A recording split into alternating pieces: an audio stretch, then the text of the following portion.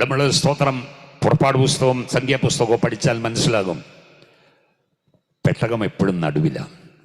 Israel ജനം പാളയമടിക്കുമ്പോൾ പെട്ടകം 12 ഗോത്രങ്ങൾ ചുറ്റും 3 3 3 3 സ്തോത്രം നടുവില പെട്ടകം. Praise God.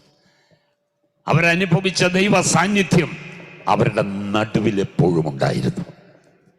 കർത്താവിൻ്റെ ഒരു സ്വഭാവം അത് തന്നെയാണ്. യേശു പറഞ്ഞല്ലോ, 2 3 പേർ എൻ്റെ നാമത്തിൽ എവിടെ കൂടിയാലും ഞാൻ അവരുടെ നടുവിലുണ്ടെന്നാ പറഞ്ഞ്. സ്തോത്രം.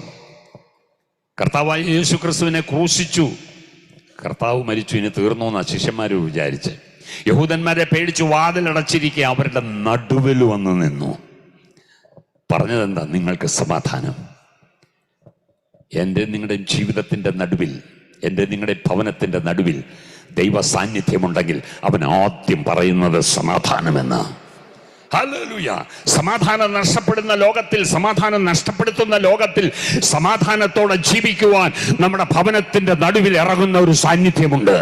എൻ്റെ ജീവിതത്തിന്റെ നടുവിൽ ഇറങ്ങി വരുന്ന ഒരു സാന്നിധ്യമുണ്ട്.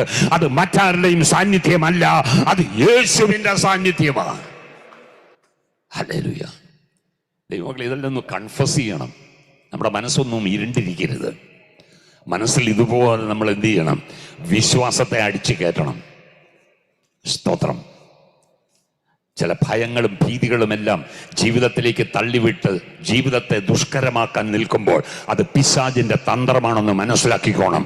ദൈവം എനിക്ക് സമാധാനം വാഗ്ദത്തം ചെയ്തിട്ടുണ്ട്. ആർക്കും എടുത്തു കളയാൻ കഴിയാത്ത സമാധാനം എനിക്ക് തരാമെന്ന് യേശു എനിക്ക് വാക്ക് തന്നിട്ടുണ്ട്. ഹല്ലേലൂയ.